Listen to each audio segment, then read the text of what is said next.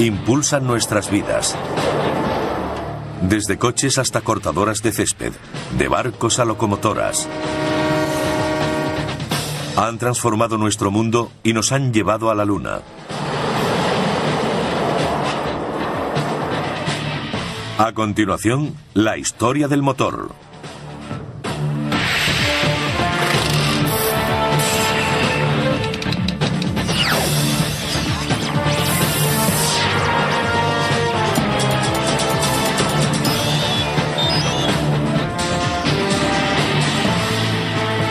Maravillas modernas. Durante 3 siglos, estos ingeniosos diseños han sido la máxima expresión de la búsqueda de la excelencia técnica. Y a través de muchas generaciones de progreso tecnológico, han tenido un profundo efecto en nuestra forma de trabajar y viajar. La máquina de vapor reemplazó al caballo. Los motores eléctricos y de gasolina sustituyeron a la máquina de vapor. Más tarde, el reactor llevó las cosas a un nivel superior. Y ahora, los motores microtecnológicos demuestran que menos es más.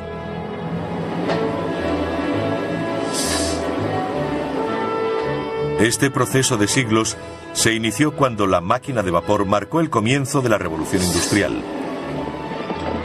Liberó a la humanidad de su total dependencia de fuentes primarias de energía, como el viento, el agua y el músculo.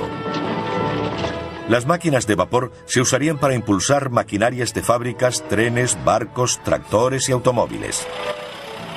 El primer medio de transporte que utilizamos fueron los animales. Cuando se inventó la máquina de vapor, pudimos mover más volumen, más rápido y de forma más segura que cuando se hacía con animales. Eso fue un cambio enorme. La gente se sentía menos atada a las pequeñas ciudades. Podían vivir en el campo y seguir conectados con la ciudad. En un motor de émbolo, el vapor entra por un extremo en el cilindro y lo empuja hacia atrás. Luego entra por el otro extremo, empujándolo hacia el lado contrario. El vapor se genera en una caldera, un recipiente metálico donde se calienta el agua usando madera, carbón, aceite o gas natural como combustible.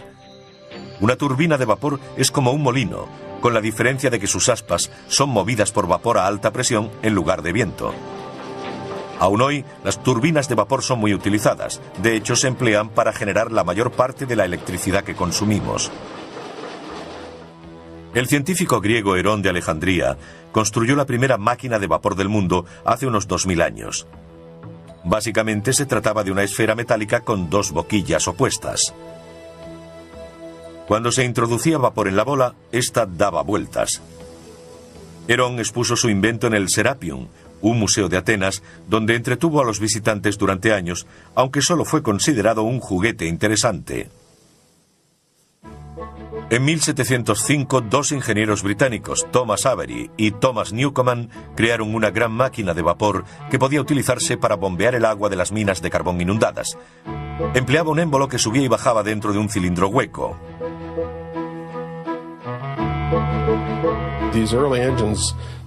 Estos primeros motores no tenían el engranaje necesario para convertir el movimiento de vaivén en otro de impulso rotatorio. Eso no sucedió hasta la década de 1770, cuando James Watt desarrolló la máquina de vapor más famosa del siglo XVIII. James Watt, un profesor de la Universidad de Glasgow, inventó varias mejoras, haciéndola mucho más práctica para mover maquinaria. Su regulador centrífugo o de bolas se expandía a medida que el motor iba más rápido. La fuerza centrífuga hacía que las pesadas bolas metálicas se separaran, cerrando una válvula que lo desaceleraba. Y a medida que se expandían, controlaban el movimiento del vapor en el cilindro. Se trataba de un dispositivo muy eficiente para evitar revoluciones excesivas y, aún más importante, para mantener un movimiento uniforme y regular. En 1800, más de 1.500 máquinas de vapor funcionaban en Europa y los Estados Unidos. Además de bombear el agua de las minas, también impulsaban las máquinas de las fábricas. Gran Bretaña fue la primera nación occidental y del mundo realmente en industrializarse. Y mucho de lo que allí se creó se desarrolló a partir de la invención de la máquina de vapor. En 1830 los barcos de vapor atravesaban regularmente el Atlántico. Los primeros no eran muy diferentes de los de vela de ese periodo. Tenían altos mástiles y velas, pero la gran diferencia era la enorme rueda de paletas en medio del barco. Movida por una máquina de vapor, proporcionaba potencia extra al girar en el agua. La mayoría de los barcos de vapor y los posteriores ferrocarriles redujeron radicalmente el tiempo para recorrer largas distancias. El político norteamericano Chancy Calhoun a menudo hablaba de conquistar espacio. Y básicamente eso es lo que hicieron estas máquinas. Ayudaron a conquistar espacio. Acortaron distancias entre dos lugares. Eso fue particularmente cierto en el caso de las máquinas de vapor cabalgando sobre raíles de acero que abrieron la entrada al oeste americano en 1800. En 1860 había casi 50.000 kilómetros de vías en Estados Unidos. Y en 1869 se puso el clavo dorado en Promontory Point, Utah, para unir las vías de la Unión y la Central, procedentes de las costas este y oeste. En Norteamérica la mayoría de los trenes de la época eran tirados por locomotoras 440 con 4 ruedas conductoras y 4 motrices. Pesaban 50 toneladas. Otra importante aplicación fue en la maquinaria agrícola. En el campo, uno podía quemar paja para su maquinaria agrícola, madera, incluso carbón. La máquina de vapor era muy adaptable y aceptaba cualquier combustible. Eso la hizo ideal para el campo. Enormes tractores de vapor comenzaron a transformar la agricultura a finales del siglo XIX.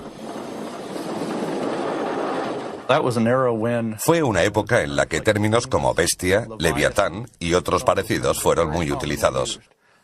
Algunos de estos motores pesaban de 10 a 20 toneladas. Eran enormes. A mediados de siglo, un norteamericano, George Corliss, desarrolló la más importante máquina de vapor desde James Watt. Su nuevo sistema de regulación le permitía funcionar a un ritmo constante, haciéndolo ideal para la industria textil.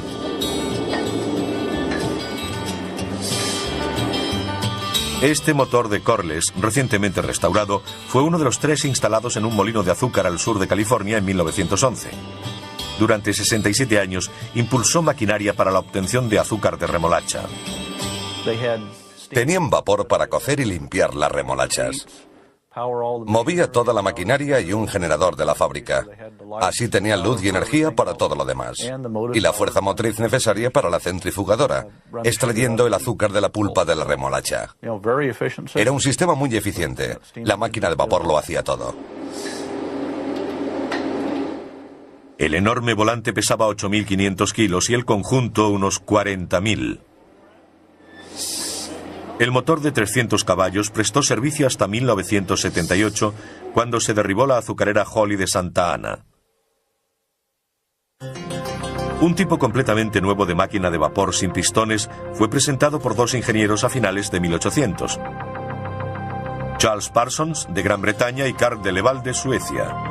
Y no es el único tipo de máquina de vapor que sigue hoy en uso.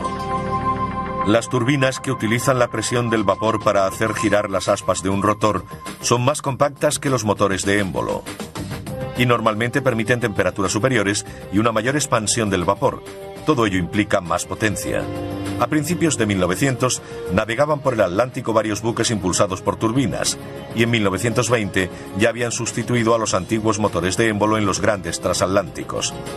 Desde el Queen Mary, votado en 1934, hasta el Estados Unidos, votado en 1951, eran propulsados por turbinas de vapor. Actualmente, portaaviones y submarinos de la Marina estadounidense son propulsados por turbinas de vapor con combustible nuclear. Es muy probable que el televisor que ahora mismo está mirando funcione gracias al vapor. La mayoría de las centrales eléctricas, sobre todo en Estados Unidos, utilizan turbinas de vapor, incluyendo las nucleares como esta. El generador de la central eléctrica de hecho es de vapor. Sea su fuente de calor de origen nuclear, carbón o gas natural, se trata de una máquina de vapor.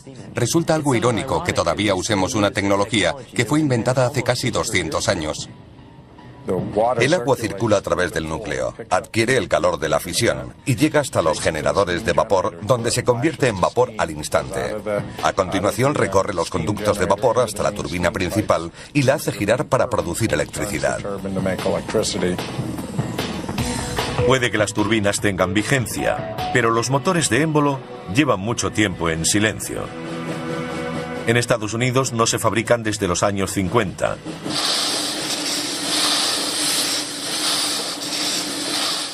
Pero su sonido llena el Museo de Motores Antiguos en Vista, California, cerca de San Diego, donde hay docenas de máquinas funcionando. En su día fueron impresionantes imágenes de una potencia sin precedentes. Pero hubo grandes errores que convirtieron a estos enormes monstruos en dinosaurios. La transferencia de calor es un proceso lento, y en las máquinas de vapor hay que transferir el calor desde un fluido caliente, concretamente gases de combustión, al fluido que realmente produce la potencia, el vapor. Se advirtió que utilizando motores de combustión interna en los que el fluido que se expande y el que genera el calor es el mismo, la mezcla carburante, se obtenía más potencia con un motor más pequeño. Pero antes de la aparición del motor de combustión interna, surgió otra nueva máquina para ayudar a mover el mundo que no quemaba combustible. A continuación, el eléctrico se gana un lugar entre los motores del mundo. Cuando se extendió el uso de las máquinas de vapor a principios del siglo XIX, eran muy potentes. Pero esa potencia tenía un precio. También eran muy peligrosas. Para obtener la máxima potencia, sus calderas tenían que contener vapor a altas presiones, y no siempre estaban a la altura.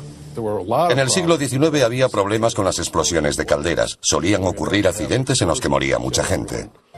Robert Sterling, un clérigo escocés, estaba cansado de ver a sus parroquianos resultar heridos o muertos por explosiones de máquinas de vapor. Así que decidió hacer algo.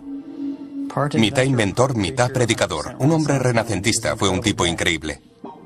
Sterling desarrolló un motor totalmente nuevo, en 1816, al que llamó de aire caliente. Hoy es conocido como motor Sterling. Los motores que desarrolló eran de baja presión. En su interior no había nada a alta presión que pudiese explotar, incluso si la máquina se estropeaba. Los motores Sterling funcionan calentando una parte del mismo motor y enfriando otra. En su interior hay un mecanismo que hace circular el aire entre el lado caliente y el frío. Cuando está en la parte caliente, el aire se expande y empuja un pistón. Y cuando pasa por el lado frío, se contrae tirando del pistón. Pero había un problema con el invento del reverendo Sterling. Los metales utilizados en el siglo XIX no aguantaban bien el calor para que fuese tan duradero como la máquina de vapor. Los metales no aguantaban la alta temperatura de la llama continua. La caldera es la parte de la máquina de vapor que está expuesta a la llama continua, mientras que en el Sterling es el cilindro, una parte diferente. Pero con la metalurgia moderna, algunos creen que el motor Sterling ahora podría ser viable. Brent van Arsdale fabrica pequeños motores de demostración que revelan las capacidades del invento del reverendo Sterling. Uno de ellos funciona con el calor desprendido de una taza de café. Pero lo más sorprendente es que también funciona con el aire frío de un cuenco lleno de hielo. Todo lo que necesita es una diferencia de temperatura. Lo único que hay que hacer es mantener una parte fría y la otra caliente. Funcionan en cualquier sitio donde sea posible mantener la diferencia de temperatura. Este motor Sterling puede funcionar con el calor de la palma de la mano. Durante décadas se ha intentado poner motores Sterling en vehículos y aún no es viable. Son caros, mucho más que los alternativos de gasolina o diésel. Y es muy difícil que sean eficientes debido al continuo cambio de régimen, ya que el conductor va reduciendo o acelerando. Eso dificulta el rendimiento permanente del motor, especialmente en un Sterling. El vapor y los motores Stirling del siglo XIX pronto tuvieron un nuevo competidor que ayudó a impulsar la revolución industrial. Y hoy aún sigue con nosotros. No tenemos máquinas de vapor en nuestras casas, pero sí muchos aparatos eléctricos. Mire a su alrededor, verá que tiene cantidad de ellos. Relojes, aire acondicionado, equipos de música, vídeos, ventiladores, aspiradoras, batidoras. Y por supuesto no olvidemos el cepillo de dientes. Todos son accionados por motores eléctricos. Sin ellos ni siquiera podríamos hacer esta entrevista. Más valdría quedarse en la cama, salvo que uno quisiera volver a los días de los carros y los caballos. A diferencia de la mayoría de los motores que utilizan algún tipo de combustión para crear calor, el eléctrico funciona por un principio completamente diferente. Cuando la electricidad fluye a través de un cable, se crea un campo electromagnético. Ello significa que temporalmente ese cable se convierte en un imán, y cuando se corta la electricidad deja de serlo. Si se conecta al revés, se invierten los polos. Y esto es lo que repetidamente hace un motor eléctrico usando la fuerza magnética para crear movimiento. Crea un campo magnético. Se mueve como Doug y yo lo estamos haciendo. La corriente pasa por el campo magnético y por la bobina, haciendo que esto gire. Naturalmente, los motores eléctricos necesitan electricidad. Así que su historia comienza con los pioneros de este campo. En 1824, Michael Faraday patentó la corriente continua y su motor. En 1888, el excéntrico genio Nikola Tesla patentó la corriente alterna y el suyo. Hoy en día ambos están en uso. Si funciona con pilas es de corriente continua, si se enchufa en la pared es de corriente alterna. Tesla fue el primero que introdujo el concepto de corriente alterna, que consiste en el cambio de polaridad 50 o 60 veces por segundo. Pero Edison no creía en ello y despidió a Tesla, que fue a trabajar con George Westinghouse. Tesla estaba en lo cierto. La corriente alterna podía ser transportada a muchos kilómetros, mientras que existían limitaciones significativas para la distribución de corriente continua. George Westinghouse adquirió las patentes para el sistema de corriente alterna de Tesla, y en 1891 montó la primera línea de corriente alterna de alta tensión en California, conectando San Antonio Canyon con Pomona y San Bernardino. En 1894, Westinghouse empezó a fabricar otro de los inventos de Tesla, el motor de corriente alterna. Los primeros equiparon a algunos de los coches primitivos junto con las máquinas de vapor y los motores de combustión interna que usaban combustible como la gasolina para mover un pistón. No creo que nadie supiera, al menos durante la primera década de la existencia del automóvil, cuál sería el ganador. Alrededor de 1912 finalmente se impuso el motor de combustión interna. Irónicamente, gracias a la adición de uno eléctrico, al que se llamó motor de arranque. Esa era exactamente su función, dar el primer impulso a los pistones sin que el conductor saliese despedido, o peor. Hasta entonces había que hacer girar el motor para que arrancara. No solo era difícil, sino peligroso. Podía romper con facilidad los huesos del brazo, y si daba un tirón de la persona, podía hacerle mucho daño. Sin embargo, el motor de arranque lo cambió todo, marcando la desaparición del automóvil eléctrico y el de vapor. Como con la manivela, el motor de arranque iniciaba los ciclos de compresión y combustión necesarios para que el motor funcionase por sí solo. Algunos de los mayores motores eléctricos se hicieron para los ascensores. En 1933, Westinghouse construyó los más rápidos del mundo para el Rockefeller Center de Nueva York. En 1972, instaló los ascensores en el que era por aquel entonces el edificio más alto del mundo, la Torre Sears, en Chicago. En la década de los 90, el motor eléctrico regresó al mundo automovilístico cuando la General Motors presentó el EV1. Muy ligero de peso y con un fuerte chasis rígido, además tenía una de las carrocerías más aerodinámicas jamás fabricadas. Hay quien dijo que fue construido como un avión más que como un coche. Fue un fracaso y se canceló su producción en el 2000. Como sucede con todos los coches eléctricos, el problema es su limitada autonomía entre recargas. Si uno tiene prisa y solo puede recorrer 160 kilómetros parando 8 horas para recargar la batería, mejor se compra un carromato. No creo probable que en 10 o 20 años los vehículos eléctricos compitan con los estándar. La tecnología de las baterías no es lo bastante buena y cuesta mucho, aplicada a la escala que requiere la cantidad de energía necesaria para propulsar un vehículo.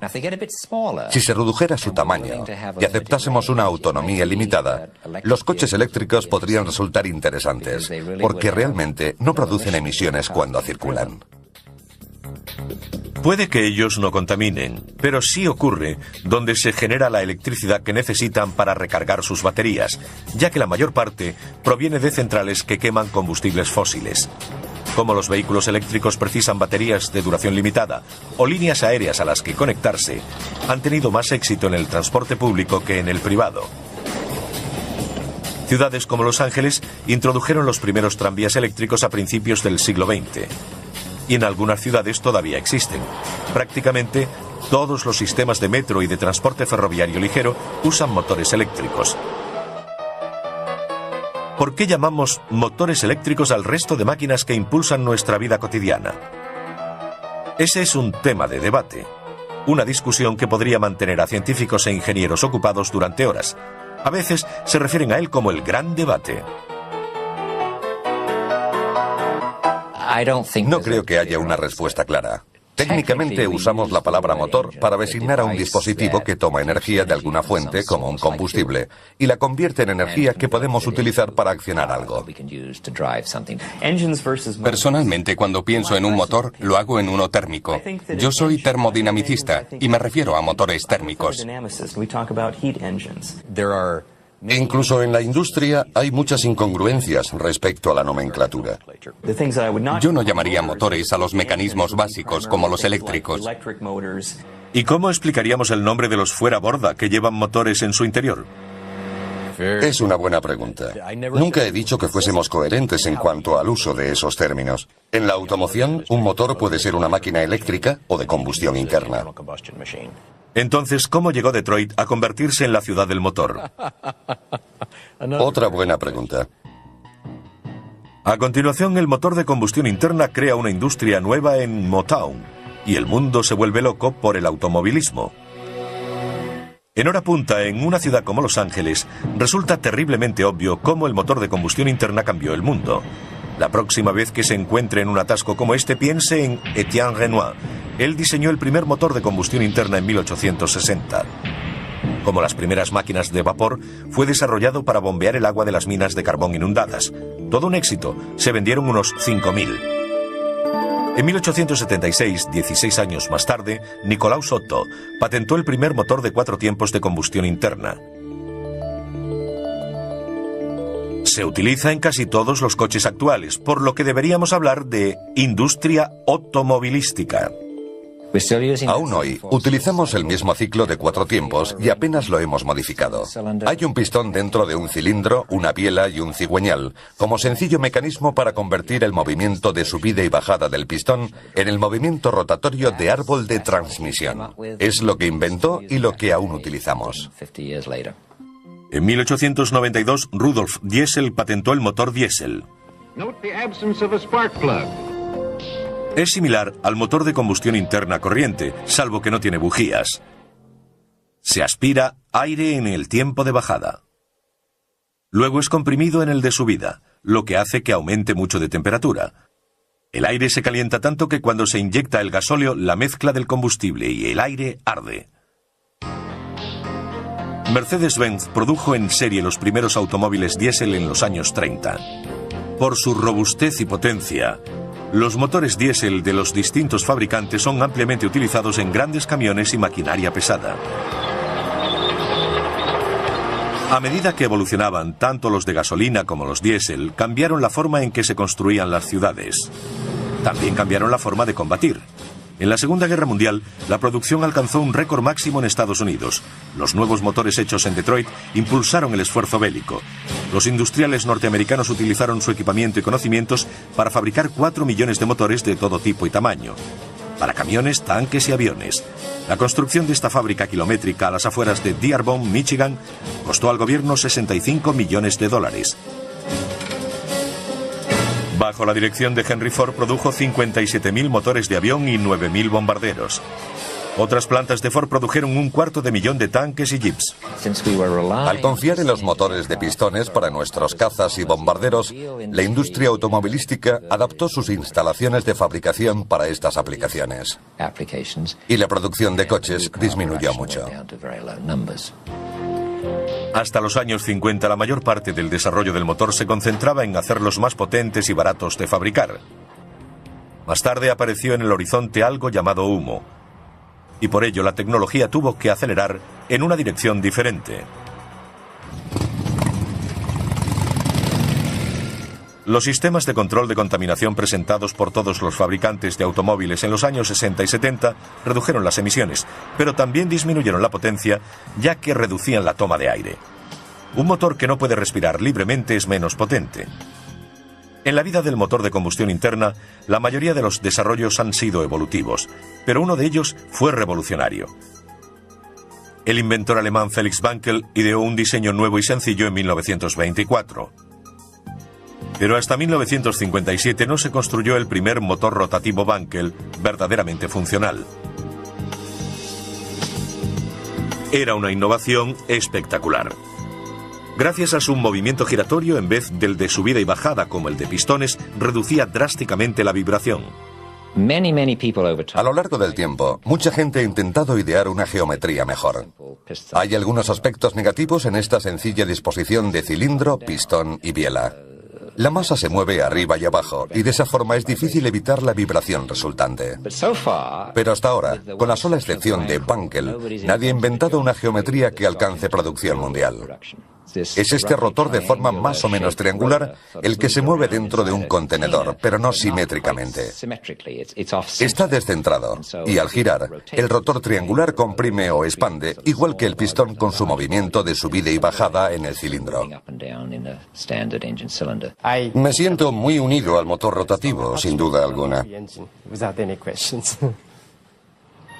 Kobi Kobayakawa, jubilado recientemente, dirigió el proyecto del gran éxito de Mazda, el RX-7 con motor rotativo. Esta es la única parte móvil del motor rotativo. No tiene válvulas de admisión o escape ni árbol de levas. Básicamente solo hay dos partes móviles, los dos rotores. En cambio, en un V6 están los pistones, las bielas, las válvulas y el árbol de levas. Puede haber unas 50 piezas móviles.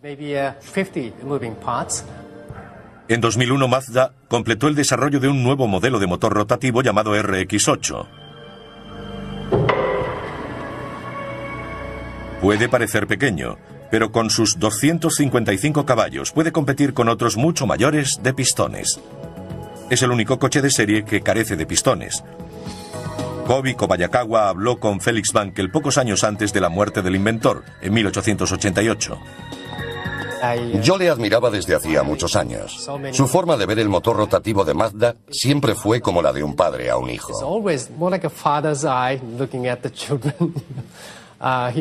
Era muy amable y estaba muy contento con el esfuerzo llevado a cabo por Mazda y los resultados obtenidos con el motor rotativo. Felix Wankel estaría orgulloso de que la idea innovadora que tuvo en 1924 siga girando. A continuación, diminutos ingenios que hacen que un ácaro del polvo parezca un monstruo.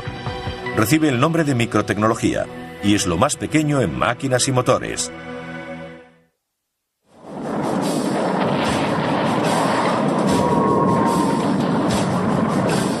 ...1941. El mundo está en guerra. Es el momento de un nuevo avance tecnológico. Aparece el reactor.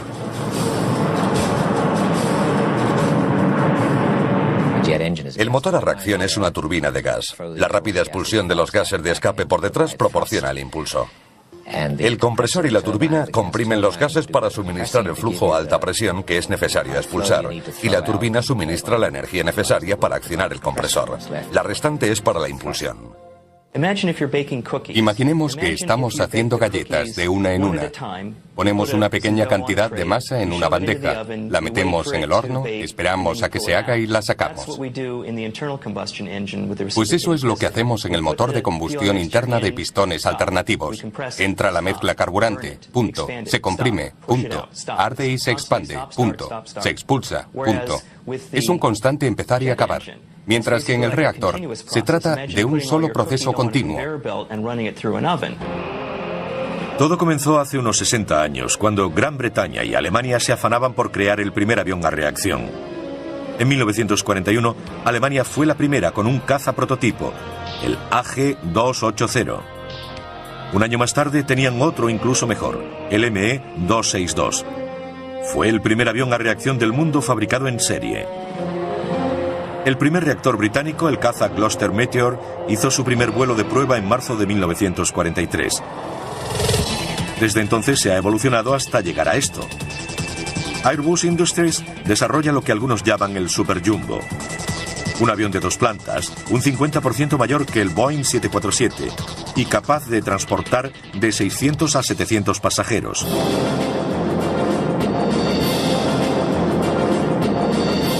Al principio de su desarrollo, los cohetes y los motores a reacción estaban estrechamente relacionados. La gente hacía poca distinción entre ellos. Un cohete es parecido a un reactor, a diferencia de que lleva su propio suministro de oxígeno para la combustión. Los aviones a reacción toman el oxígeno del aire. Los cohetes lo obtienen del tanque de oxígeno que llevan a bordo, lo que significa que pueden volar por el espacio, donde no hay oxígeno. A los experimentos con cohetes de Robert Goddard en Estados Unidos a principios de los años 30 le siguieron los de Werner von Braun en la Alemania nazi, que le llevó al desarrollo de los cohetes V2 que cayeron sobre Gran Bretaña durante la Segunda Guerra Mundial. We knew that we had created a new means of warfare. La tecnología de cohetes de Goddard y von Braun permitió futuros desarrollos como la ruptura de la barrera del sonido por Jacques Jiger en 1947, el lanzamiento del satélite ruso Sputnik en 1957 y el alunizaje del Apolo 11 en 1969. Hoy los 3 cohetes principales que impulsan la lanzadera espacial originan un empuje equivalente a 37 millones de caballos. Es lo que producirían 23 presas Hoover juntas. Los motores consumen casi 250.000 litros de hidrógeno líquido por minuto. Son móviles y se utilizan para controlar la lanzadera durante el vuelo. También proporcionan empuje adicional durante el lanzamiento, complementando a los 2 enormes cohetes propulsores que caen al mar tras el despegue. Durante décadas, los nuevos avances tecnológicos han llevado a la creación de mayores motores. Pero uno de los campos de investigación actuales más excitantes implica la creación de unos diminutos que caben en la punta de un dedo. La microtecnología es un área de investigación en creciente expansión que surge a partir de la miniaturización de los componentes electrónicos. Algunas de estas técnicas se usan para construir motores microtecnológicos. Hay muchas ventajas en reducir el tamaño de las cosas. Al miniaturizar algo, el peso baja, la dimensión elevada al cubo. Pero la fuerza propulsora disminuye a la dimensión al cuadrado. Así que a medida que se reduce de tamaño, aumenta la propulsión respecto al peso. El profesor Martin Schmidt del Instituto de Tecnología de Massachusetts ha desarrollado un motor a reacción del tamaño de un sello de correos. ¿Pero por qué lo hizo? En primer lugar, porque es muy divertido. Y en segundo lugar, porque hay muchas aplicaciones para este tipo de propulsión, como aviones o satélites en miniatura. Los diminutos motores a reacción del profesor Schmidt funcionan exactamente igual que los de un Boeing 747. Este sería un motor de turbina, donde el aire accedería a través del hueco central. Luego se inyectaría el combustible por una serie de puertos que hay aquí. El aire y el combustible se mezclarían a través de un compresor en un volumen de combustión que está alrededor, en esta parte. Y luego pasaría a través de la turbina para acabar siendo expulsado por aquí. Dentro se encuentra este pequeño disco que gira a 1,5 millones de revoluciones por minuto. Los científicos del Instituto de Tecnología de Massachusetts creen que este motor podría impulsar un avión diminuto con una envergadura de unos 8 centímetros. Cientos de estos baratos microreactores desechables podrían servir para misiones de reconocimiento de las Fuerzas Armadas o para el estudio climático. Otra aplicación en la que los científicos tienen grandes esperanzas es la generación de electricidad para sustituir a las pesadas y menos eficaces baterías de los ordenadores portátiles, por ejemplo. Algunos científicos trabajan en nuevos conceptos de micromotores que aún no existen a tamaño real. Nuestro objetivo es crear un dispositivo del tamaño de un botón que esperamos genere unos 50 milivatios, suficientes para alimentar un teléfono móvil o una agenda electrónica. Varios juntos servirían para un ordenador portátil.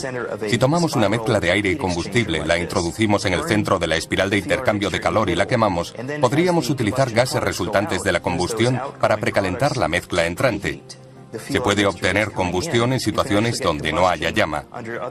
Si ponemos en estas paredes dispositivos llamados materiales termoeléctricos, podríamos utilizarlo para generar energía eléctrica.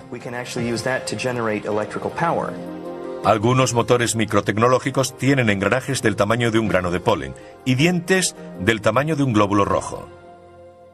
Si se quiere hacer que uno microtecnológico parezca grande, solo hay que ponerlo junto a otro nanotecnológico. Las nanomáquinas son tan pequeñas que ni siquiera pueden verse con un microscopio. Nano significa una milmillonésima, así que aquello que mida la milmillonésima parte de un metro tendrá un nanómetro, algo a menudo discutido. Si ponemos 10 átomos en fila, esta medirá alrededor de un nanómetro. Los orígenes de la nanotecnología se remontan a 1959, cuando el desaparecido científico Richard Feynman dio una conferencia legendaria en el Instituto de Tecnología de California. La tituló «Hay mucho sitio en el fondo». Si profundizamos lo suficiente, todos nuestros dispositivos pueden ser producidos en serie a fin de ser copias absolutamente perfectas unos de otros.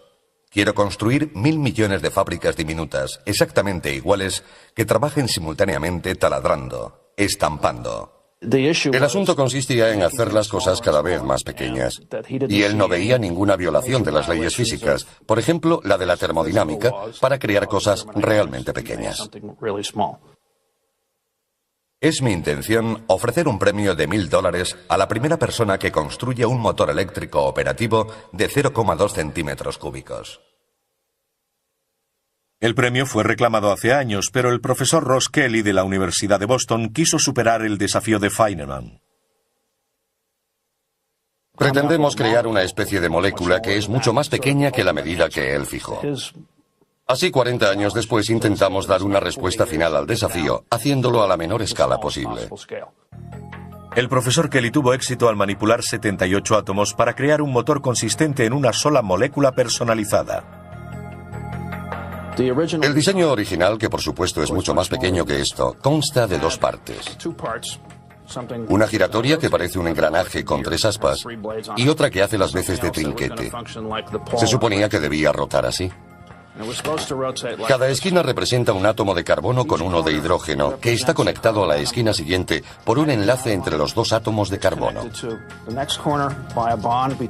La siguiente esquina también se une al otro mediante un enlace entre los átomos de carbono, y gracias a las leyes de la química se puede predecir la longitud de las distancias y la geometría.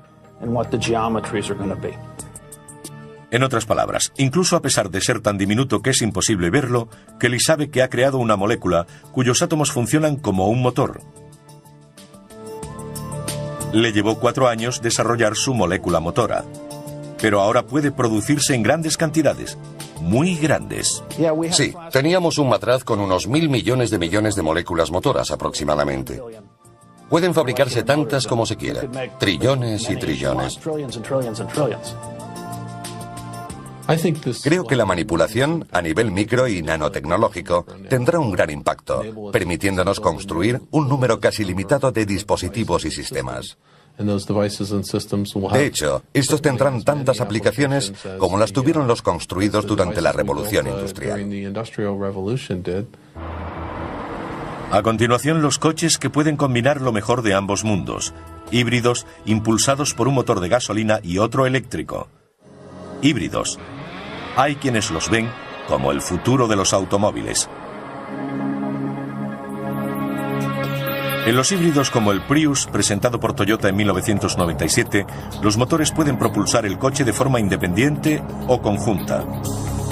Para reducir las emisiones, El eléctrico se utiliza para impulsar al vehículo hasta los 25 km/h aproximadamente. Luego entra en acción el de gasolina. Los coches eléctricos no contaminan, pero el problema es que tienen que ser recargados constantemente. Los híbridos ofrecen las ventajas de los coches eléctricos y no hay que enchufarlos a los lugares de recarga, porque lo hacen mientras están en movimiento.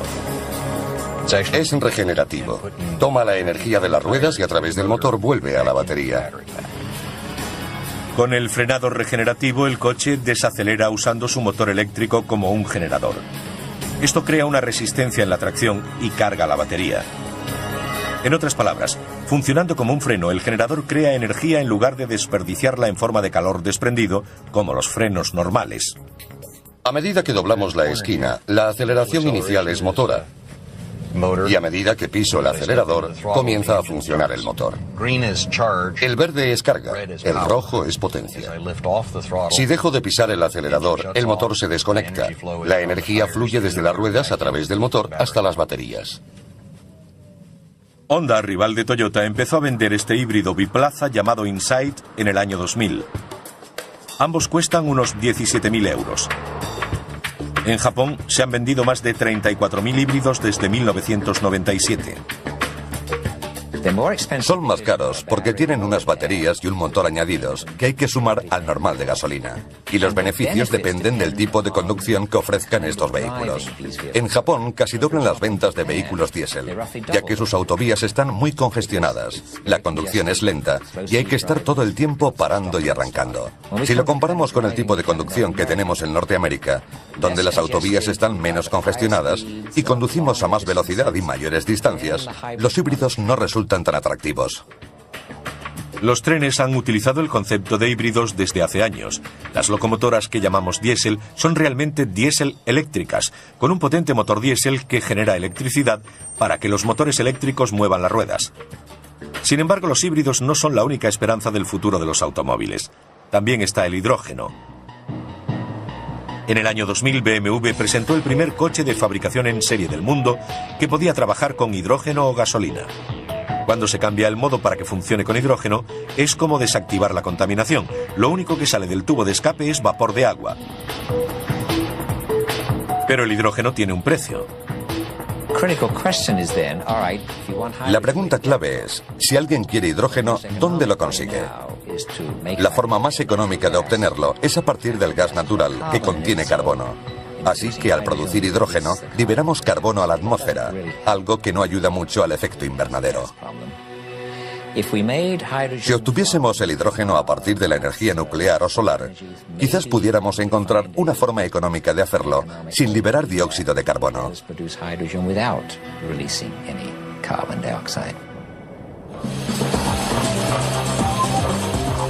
Desde las máquinas de vapor hasta los motores Stirling, de los pistones a las turbinas.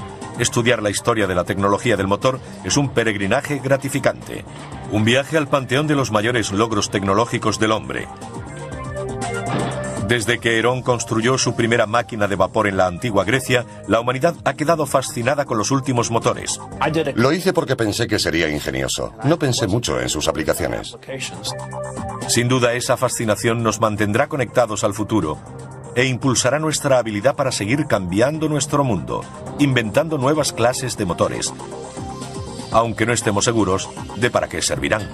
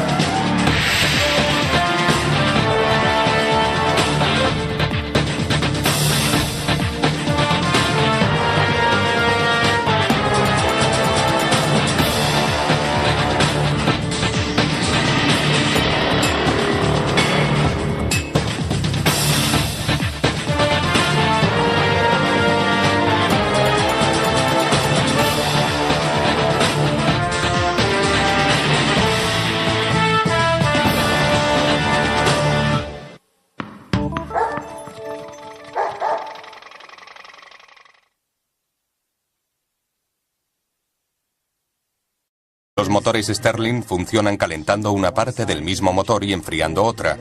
En su interior hay un mecanismo que hace circular el aire entre el lado caliente y el frío.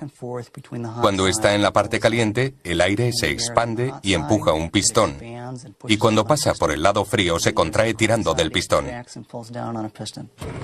Pero había un problema con el invento del reverendo Stirling. Los metales utilizados en el siglo XIX no aguantaban bien el calor para que fuese tan duradero como la máquina de vapor. Los metales no aguantaban la alta temperatura de la llama continua. La caldera es la parte de la máquina de vapor que está expuesta a la llama continua, mientras que en el Stirling es el cilindro, una parte diferente. Pero con la metalurgia moderna, algunos creen que el motor Stirling ahora podría ser viable. Brent van Arsdale fabrica pequeños motores de demostración que revelan las capacidades del invento del reverendo Stirling. Uno de ellos funciona con el calor desprendido de una taza de café. Pero lo más sorprendente es que también funciona con el aire frío de un cuenco lleno de hielo. Todo lo que necesita es una diferencia de temperatura. Lo único que hay que hacer es mantener una parte fría y la otra caliente. Funcionan en cualquier sitio donde sea posible mantener la diferencia de temperatura. Este motor Stirling puede funcionar con el calor de la palma de la mano.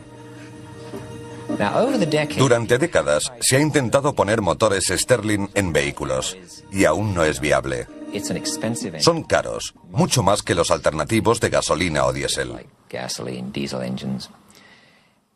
Y es muy difícil que sean eficientes debido al continuo cambio de régimen, ya que el conductor va reduciendo o acelerando.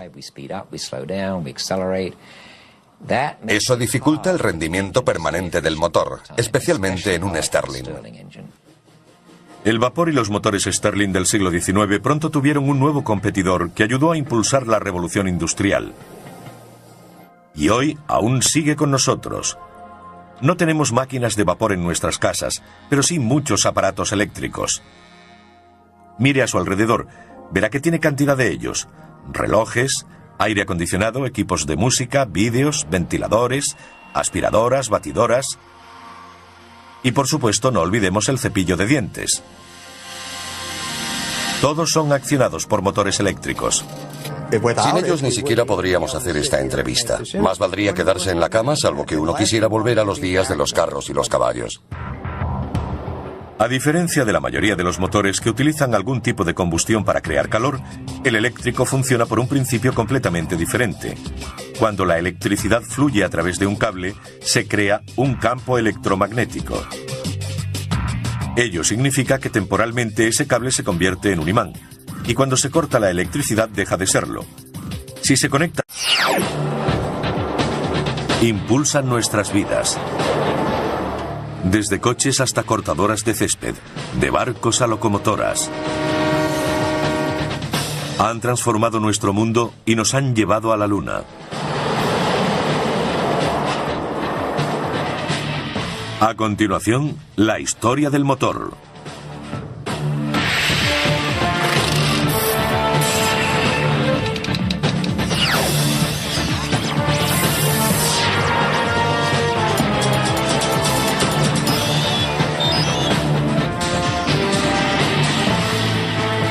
Maravillas modernas.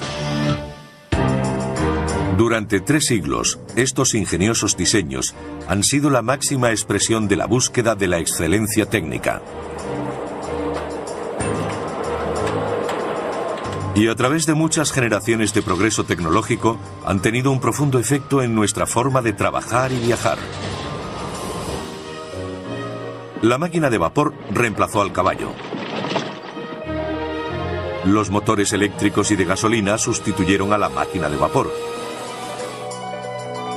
Más tarde, el reactor llevó las cosas a un nivel superior. Y ahora, los motores microtecnológicos demuestran que menos es más.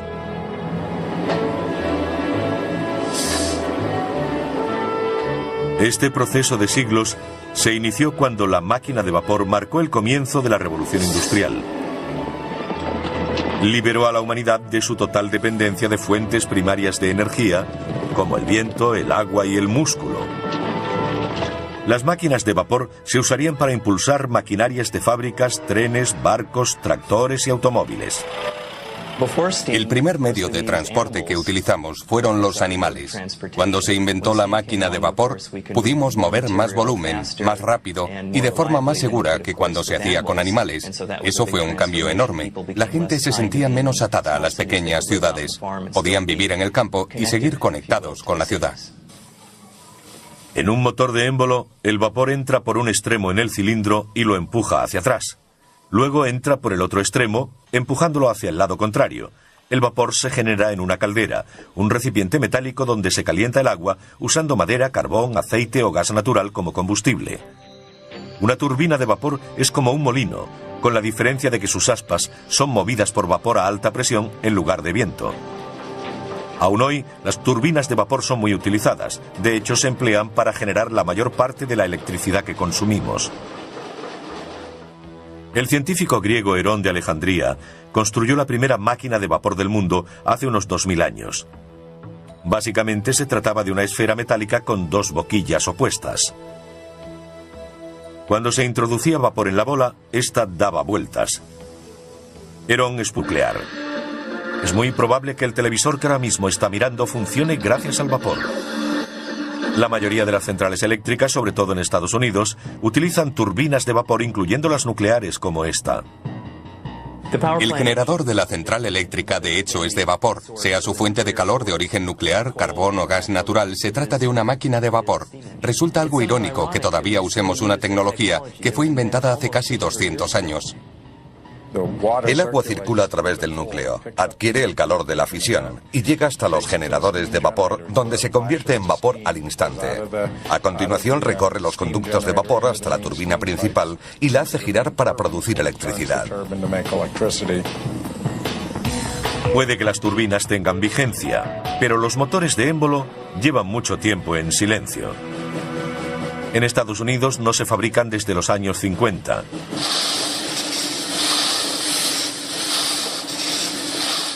Pero su sonido llena el Museo de Motores Antiguos en Vista, California, cerca de San Diego, donde hay docenas de máquinas funcionando.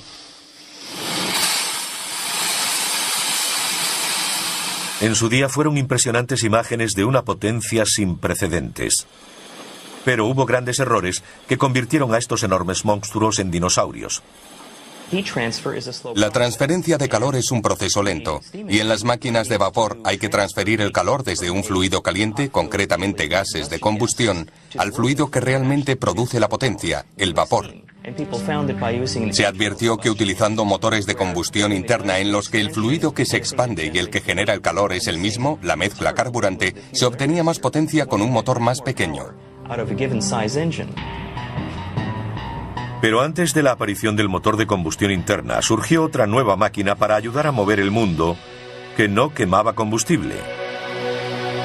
A continuación, el eléctrico se gana un lugar entre los motores del mundo. Cuando se extendió el uso de las máquinas de vapor a principios del siglo XIX, eran muy potentes. Pero esa potencia tenía un precio. También eran muy peligrosas. Para obtener la máxima potencia, sus calderas tenían que contener vapor a altas presiones, y no siempre estaban a la altura. En el siglo XIX había problemas con las explosiones de calderas. Solían ocurrir accidentes en los que moría mucha gente. Robert Sterling, un clérigo escocés, estaba cansado de ver a sus parroquianos resultar heridos o muertos por explosiones de máquinas de vapor. Así que decidió hacer algo. Mitad inventor, mitad predicador. Un hombre renacentista, fue un tipo increíble. Sterling desarrolló un motor totalmente nuevo, en 1816, al que llamó de aire caliente. Hoy es conocido como motor Stirling. Los motores que desarrolló eran de baja presión. En su interior no había nada a alta presión que pudiese explotar, incluso si la máquina se estropeaba. Puso su invento en el Serapeum, un museo de Atenas, donde entretuvo a los visitantes durante años, aunque solo fue considerado un juguete interesante. En 1705, dos ingenieros británicos, Thomas Avery y Thomas Newcomen, crearon una gran máquina de vapor que podía utilizarse para bombear el agua de las minas de carbón inundadas. Empleaba un émbolo que subía y bajaba dentro de un cilindro hueco.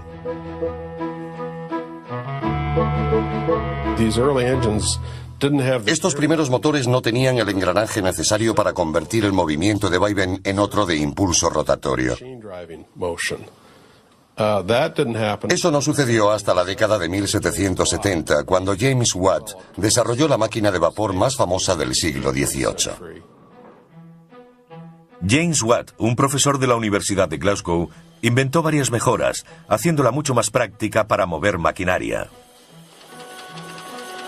Su regulador centrífugo o de bolas se expandía a medida que el motor iba más rápido.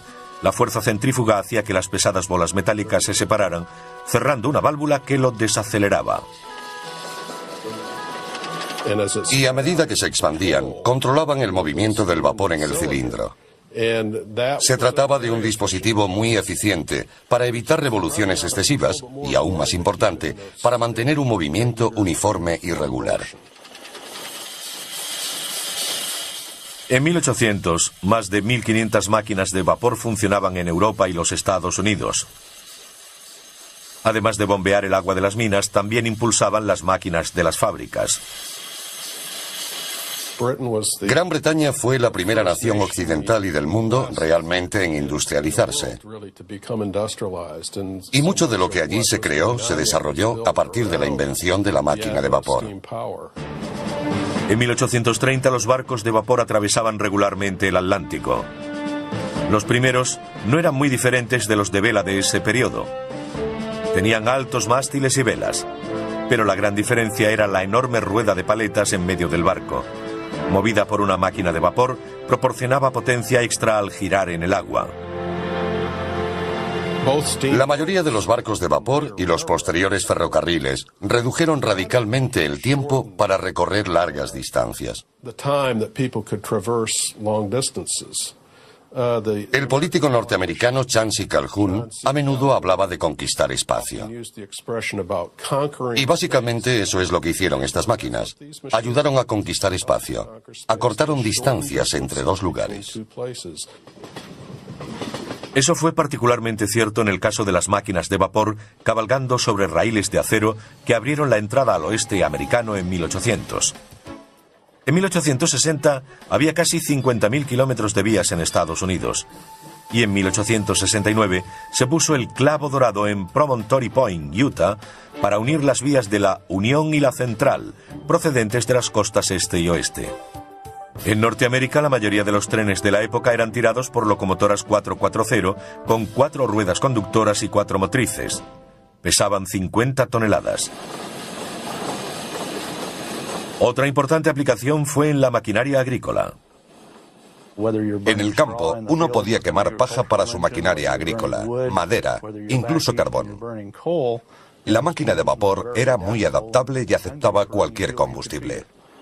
Eso la hizo ideal para el campo. Enormes tractores de vapor comenzaron a transformar la agricultura a finales del siglo XIX. Fue una época en la que términos como bestia, leviatán y otros parecidos fueron muy utilizados. Algunos de estos motores pesaban de 10 a 20 toneladas. Eran enormes. A mediados de siglo, un norteamericano, George Corliss, desarrolló la más importante máquina de vapor desde James Watt. Su nuevo sistema de regulación le permitía funcionar a un ritmo constante, haciéndolo ideal para la industria textil.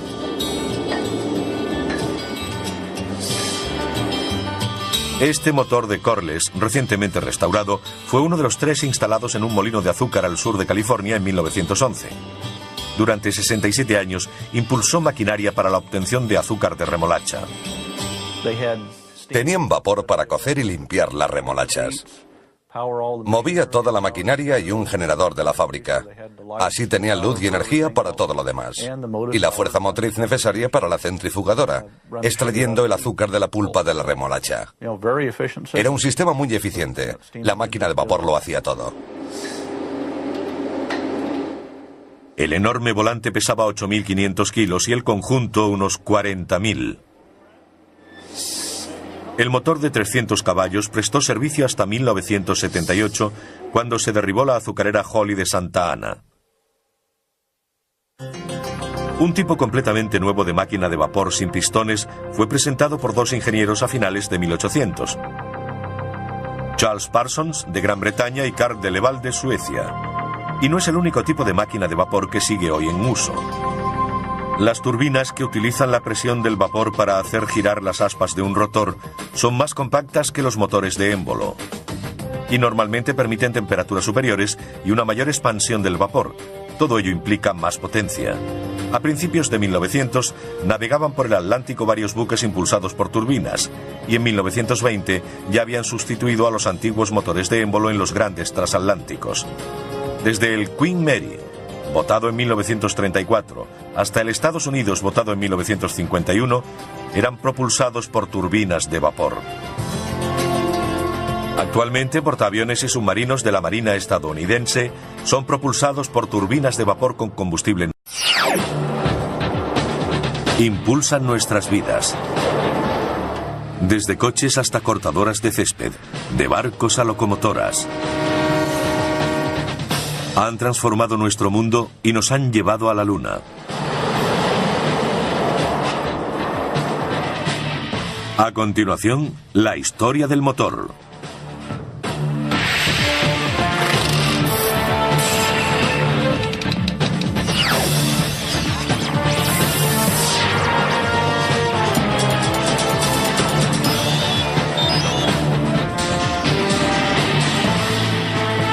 Maravillas modernas.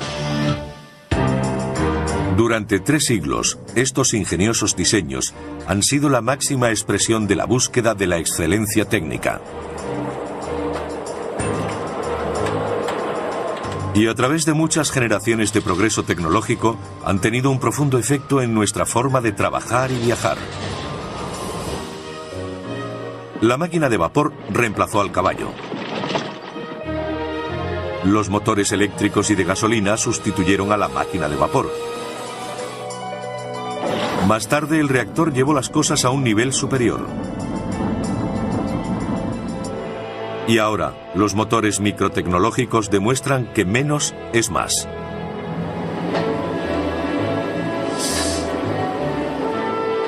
Este proceso de siglos se inició cuando la máquina de vapor marcó el comienzo de la revolución industrial. Liberó a la humanidad de su total dependencia de fuentes primarias de energía, como el viento, el agua y el músculo. Las máquinas de vapor se usarían para impulsar maquinarias de fábricas, trenes, barcos, tractores y automóviles. El primer medio de transporte que utilizamos fueron los animales. Cuando se inventó la máquina de vapor, pudimos mover más volumen, más rápido y de forma más segura que cuando se hacía con animales. Eso fue un cambio enorme. La gente se sentía menos atada a las pequeñas ciudades. Podían vivir en el campo y seguir conectados con la ciudad. En un motor de émbolo, el vapor entra por un extremo en el cilindro y lo empuja hacia atrás. Luego entra por el otro extremo, empujándolo hacia el lado contrario. El vapor se genera en una caldera, un recipiente metálico donde se calienta el agua usando madera, carbón, aceite o gas natural como combustible. Una turbina de vapor es como un molino, con la diferencia de que sus aspas son movidas por vapor a alta presión en lugar de viento. Aún hoy, las turbinas de vapor son muy utilizadas. De hecho, se emplean para generar la mayor parte de la electricidad que consumimos. El científico griego Herón de Alejandría construyó la primera máquina de vapor del mundo hace unos 2000 años. Básicamente se trataba de una esfera metálica con 2 boquillas opuestas. Cuando se introducía vapor en la bola, ésta daba vueltas. Herón expuso su invento en el Serapion, un museo de Atenas, donde entretuvo a los visitantes durante años, aunque solo fue considerado un juguete interesante. En 1705, 2 ingenieros británicos, Thomas Avery y Thomas Newcomen, crearon una gran máquina de vapor que podía utilizarse para bombear el agua de las minas de carbón inundadas. Empleaba un émbolo que subía y bajaba dentro de un cilindro hueco.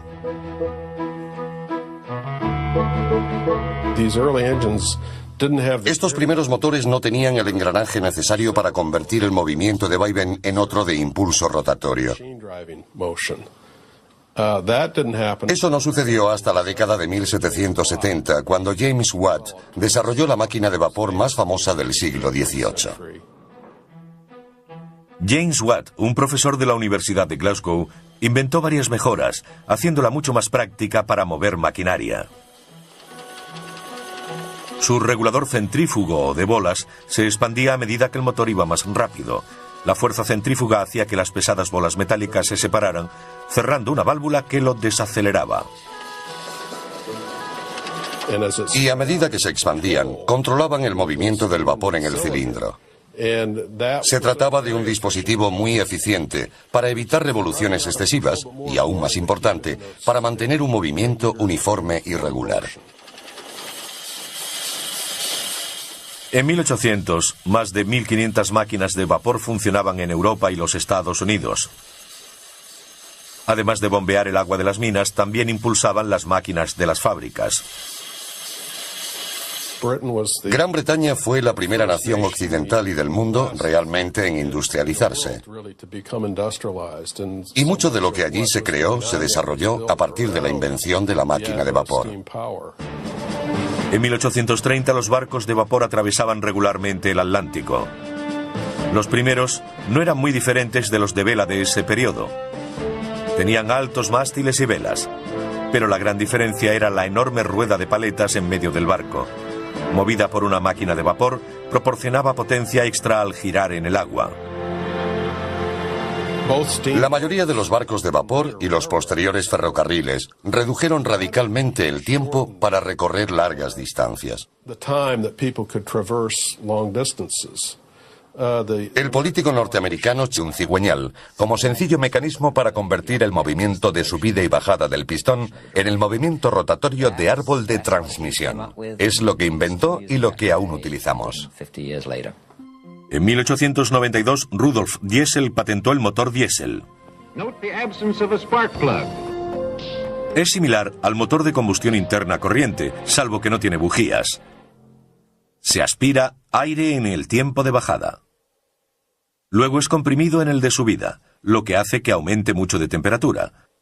El aire se calienta tanto que cuando se inyecta el gasóleo, la mezcla del combustible y el aire arde. Mercedes-Benz produjo en serie los primeros automóviles diésel en los años 30. Por su robustez y potencia, los motores diésel de los distintos fabricantes son ampliamente utilizados en grandes camiones y maquinaria pesada. A medida que evolucionaban, tanto los de gasolina como los diésel cambiaron la forma en que se construían las ciudades. También cambiaron la forma de combatir. En la Segunda Guerra Mundial, la producción alcanzó un récord máximo en Estados Unidos. Los nuevos motores hechos en Detroit impulsaron el esfuerzo bélico. Los industriales norteamericanos utilizaron su equipamiento y conocimientos para fabricar 4 millones de motores de todo tipo y tamaño. Para camiones, tanques y aviones. La construcción de esta fábrica kilométrica a las afueras de Dearborn, Michigan, costó al gobierno $65 millones. Bajo la dirección de Henry Ford produjo 57.000 motores de avión y 9.000 bombarderos. Otras plantas de Ford produjeron 250.000 de tanques y jeeps. Al confiar en los motores de pistones para nuestros cazas y bombarderos, la industria automovilística adaptó sus instalaciones de fabricación para estas aplicaciones. Y la producción de coches disminuyó mucho. Hasta los años 50, la mayor parte del desarrollo del motor se concentraba en hacerlos más potentes y baratos de fabricar. Más tarde apareció en el horizonte algo llamado humo, y por ello la tecnología tuvo que acelerar en una dirección diferente. Los sistemas de control de contaminación presentados por todos los fabricantes de automóviles en los años 60 y 70 redujeron las emisiones, pero también disminuyeron la potencia, ya que reducían la toma de aire. Un motor que no puede respirar libremente es menos potente. En la vida del motor de combustión interna, la mayoría de los desarrollos han sido evolutivos, pero uno de ellos fue revolucionario. El inventor alemán Felix Wankel ideó un diseño nuevo y sencillo en 1924. Pero hasta 1957 no se construyó el primer motor rotativo Wankel verdaderamente funcional. Era una innovación espectacular. Gracias a su movimiento giratorio, en vez del de subida y bajada como el de pistones, reducía drásticamente la vibración. A lo largo del tiempo, mucha gente ha intentado idear una geometría mejor. Hay algunos aspectos negativos en esta sencilla disposición de cilindro, pistón y biela. La masa se mueve arriba y abajo, y de esa forma es difícil evitar la vibración resultante. Pero hasta ahora, con la sola excepción de Wankel, nadie ha inventado una geometría que alcance producción mundial. Es este rotor de forma más o menos triangular el que se mueve dentro de un contenedor, pero no simétricamente. Está descentrado, y al girar, el rotor triangular comprime o expande, igual que el pistón con su movimiento de subida y bajada en el cilindro. Me siento muy unido al motor rotativo, sin duda alguna. Kobi Kobayakawa, jubilado recientemente, dirigió el proyecto del gran éxito de Mazda, el RX-7 con motor rotativo. Esta es la única parte móvil del motor rotativo. No tiene válvulas de admisión o escape ni árbol de levas. Básicamente solo hay dos partes móviles, los dos rotores. En cambio, en un V6 están los pistones, las bielas, las válvulas y el árbol de levas. Puede haber unas 50 piezas móviles. En 2001, Mazda completó el desarrollo de un nuevo modelo de motor rotativo llamado RX-8. Puede parecer pequeño, pero con sus 255 caballos puede competir con otros mucho mayores de pistones. Es el único coche de serie que carece de pistones. Kobi Kobayakawa habló con Felix Wankel pocos años antes de la muerte del inventor, en 1888. Yo le admiraba desde hacía muchos años. Su forma de ver el motor rotativo de Mazda siempre fue como la de un padre a un hijo.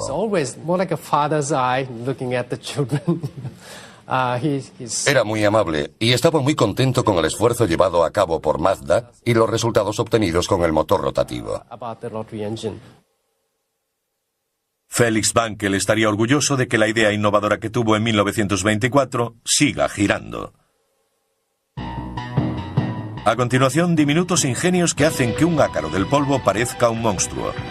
Recibe el nombre de microtecnología y es lo más pequeño en máquinas y motores.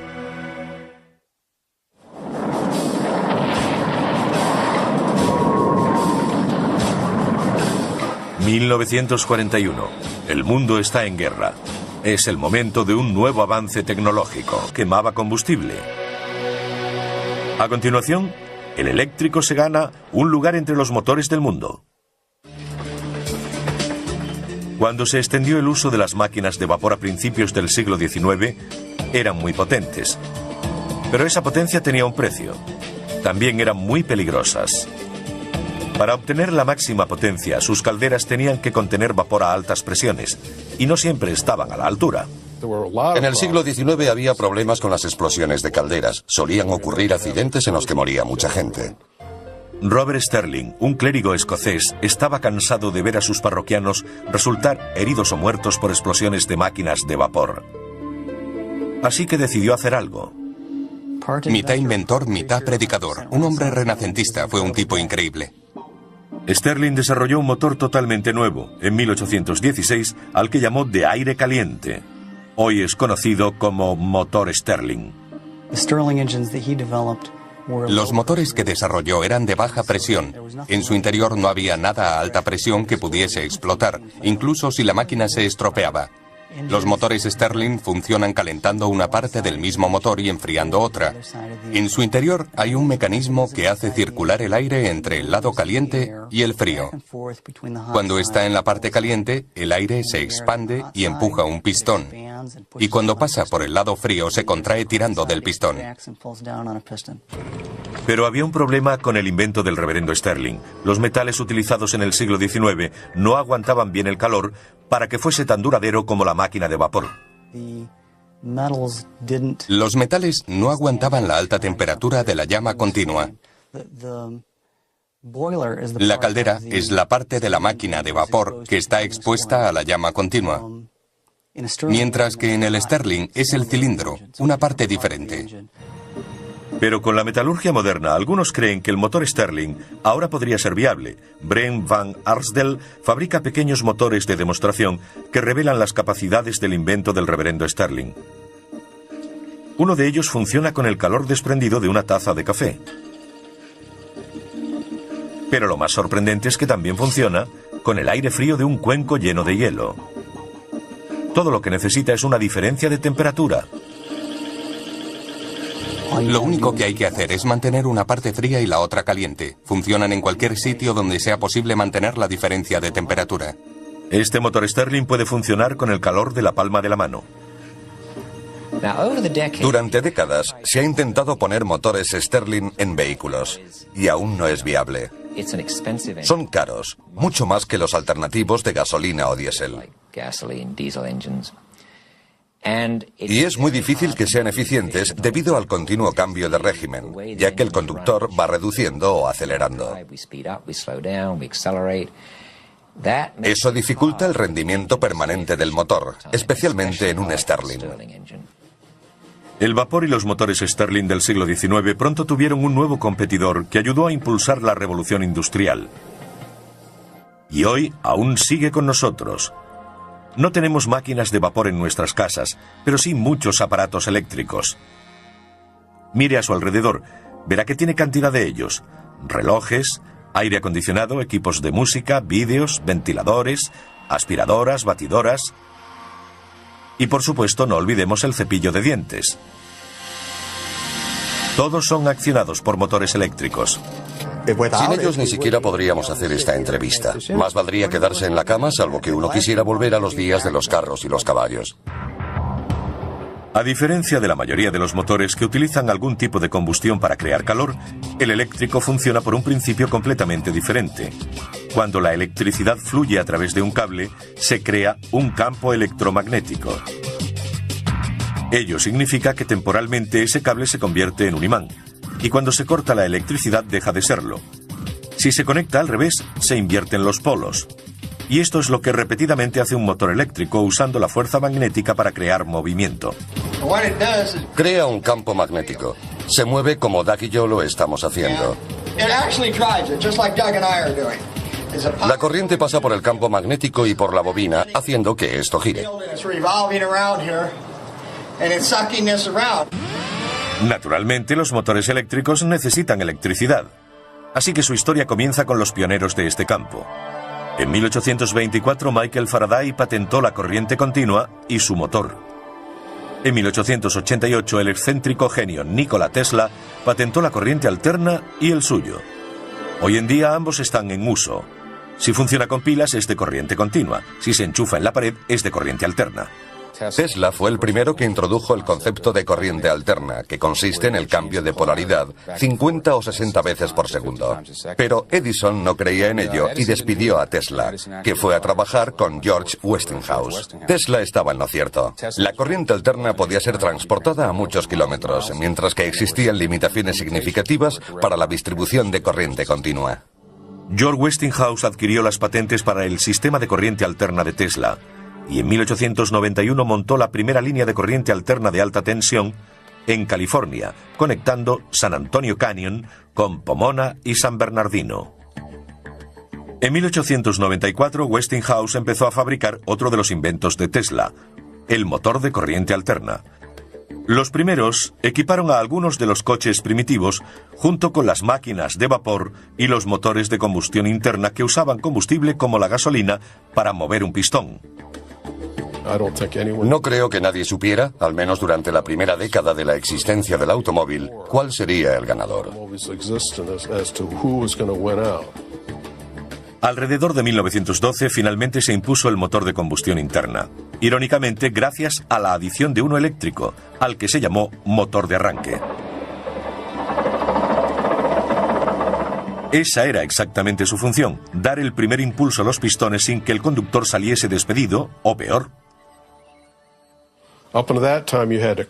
Hasta entonces había que hacer girar el motor para que arrancara. No solo era difícil, sino peligroso. Podía romper con facilidad los huesos del brazo, y si daba un tirón de la persona, podía hacerle mucho daño. Sin embargo, el motor de arranque lo cambió todo, marcando la desaparición del automóvil eléctrico y el de vapor.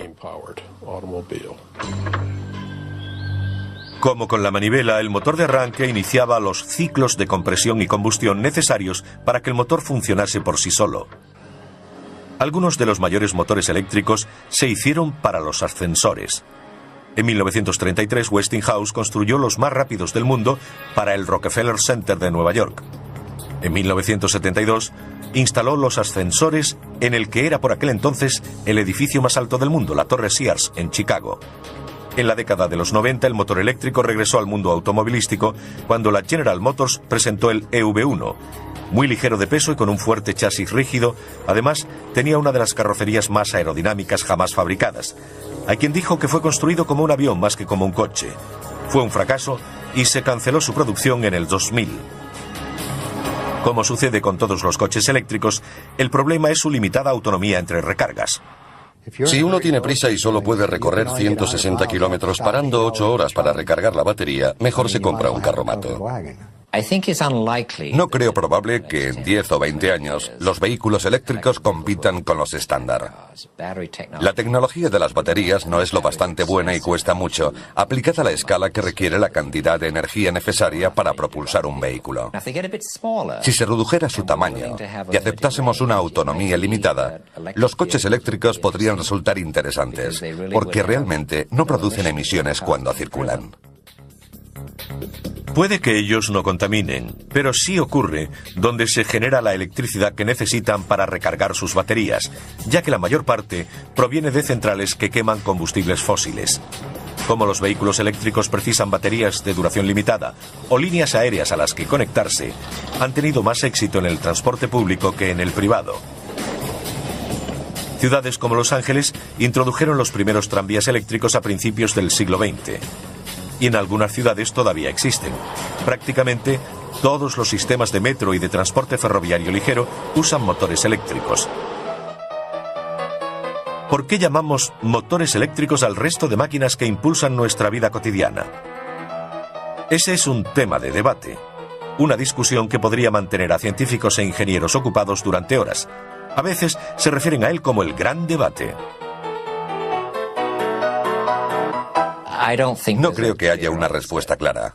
Técnicamente usamos la palabra motor para designar a un dispositivo que toma energía de alguna fuente, como un combustible, y la convierte en energía que podemos utilizar para accionar algo. Personalmente, cuando pienso en un motor, lo hago en uno térmico. Yo soy termodinamicista y me refiero a motores térmicos. Incluso en la industria hay muchas incongruencias respecto a la nomenclatura. Yo no llamaría motores a los mecanismos básicos como los eléctricos. ¿Y cómo explicaríamos el nombre de los fuera borda que llevan motores en su interior? Es una buena pregunta. Nunca he dicho que fuésemos coherentes en cuanto al uso de esos términos. En la automoción, un motor puede ser una máquina eléctrica o de combustión interna. Entonces, ¿cómo llegó Detroit a convertirse en la ciudad del motor? Otra buena pregunta. A continuación, el motor de combustión interna crea una industria nueva en Motown, y el mundo se vuelve loco por el automovilismo. En hora punta, en una ciudad como Los Ángeles, resulta terriblemente obvio cómo el motor de combustión interna cambió el mundo. La próxima vez que se encuentre en un atasco como este, piense en Etienne Renoir. Él diseñó el primer motor de combustión interna en 1860.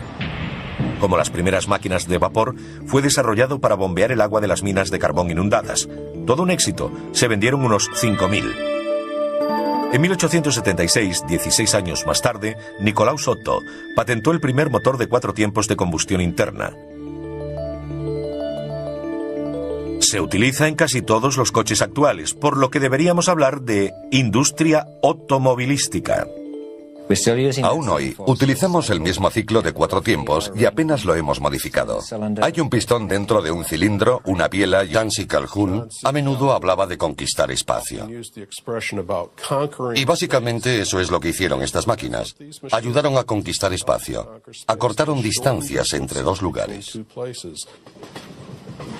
Eso fue particularmente cierto en el caso de las máquinas de vapor cabalgando sobre raíles de acero que abrieron la entrada al oeste americano en 1800. En 1860 había casi 50.000 kilómetros de vías en Estados Unidos.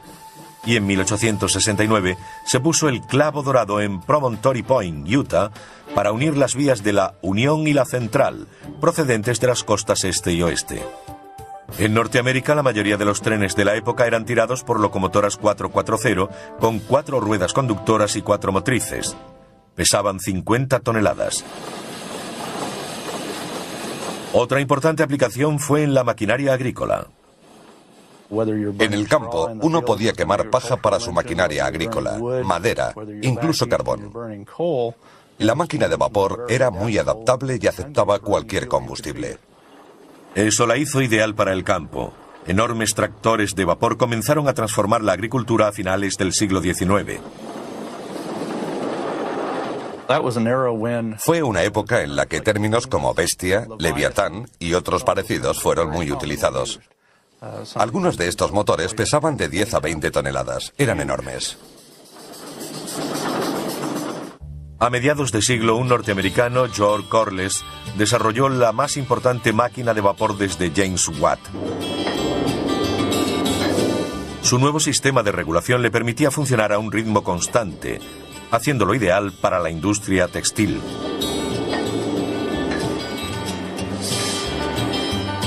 Este motor de Corliss, recientemente restaurado, fue uno de los 3 instalados en un molino de azúcar al sur de California en 1911. Durante 67 años, impulsó maquinaria para la obtención de azúcar de remolacha. Tenían vapor para cocer y limpiar las remolachas. Movía toda la maquinaria y un generador de la fábrica. Así tenían luz y energía para todo lo demás. Y la fuerza motriz necesaria para la centrifugadora, extrayendo el azúcar de la pulpa de la remolacha. Era un sistema muy eficiente. La máquina de vapor lo hacía todo. El enorme volante pesaba 8.500 kilos y el conjunto unos 40.000. El motor de 300 caballos prestó servicio hasta 1978, cuando se derribó la azucarera Holly de Santa Ana. Un tipo completamente nuevo de máquina de vapor sin pistones fue presentado por 2 ingenieros a finales de 1800. Charles Parsons, de Gran Bretaña, y Carl de Leval, de Suecia. Y no es el único tipo de máquina de vapor que sigue hoy en uso. Las turbinas, que utilizan la presión del vapor para hacer girar las aspas de un rotor, son más compactas que los motores de émbolo. Y normalmente permiten temperaturas superiores y una mayor expansión del vapor. Todo ello implica más potencia. A principios de 1900, navegaban por el Atlántico varios buques impulsados por turbinas, y en 1920 ya habían sustituido a los antiguos motores de émbolo en los grandes transatlánticos. Desde el Queen Mary, votado en 1934, hasta el Estados Unidos, votado en 1951, eran propulsados por turbinas de vapor. Actualmente, portaaviones y submarinos de la Marina estadounidense son propulsados por turbinas de vapor con combustible nuclear. Es muy probable que el televisor que ahora mismo está mirando funcione gracias al vapor. La mayoría de las centrales eléctricas, sobre todo en Estados Unidos, utilizan turbinas de vapor, incluyendo las nucleares como esta. El generador de la central eléctrica, de hecho, es de vapor. Sea su fuente de calor de origen nuclear, carbón o gas natural, se trata de una máquina de vapor. Resulta algo irónico que todavía usemos una tecnología que fue inventada hace casi 200 años. El agua circula a través del núcleo, adquiere el calor de la fisión y llega hasta los generadores de vapor, donde se convierte en vapor al instante.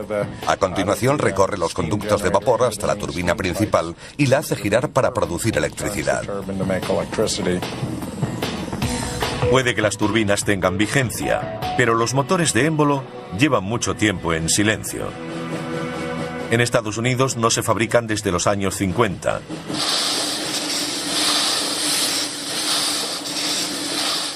Pero su sonido llena el Museo de Motores Antiguos en Vista, California, cerca de San Diego, donde hay docenas de máquinas funcionando. En su día fueron impresionantes imágenes de una potencia sin precedentes. Pero hubo grandes errores que convirtieron a estos enormes monstruos en dinosaurios. La transferencia de calor es un proceso lento, y en las máquinas de vapor hay que transferir el calor desde un fluido caliente, concretamente gases de combustión, al fluido que realmente produce la potencia, el vapor. Se advirtió que utilizando motores de combustión interna en los que el fluido que se expande y el que genera el calor es el mismo, la mezcla carburante, se obtenía más potencia con un motor más pequeño. Pero antes de la aparición del motor de combustión interna, surgió otra nueva máquina para ayudar a mover el mundo que no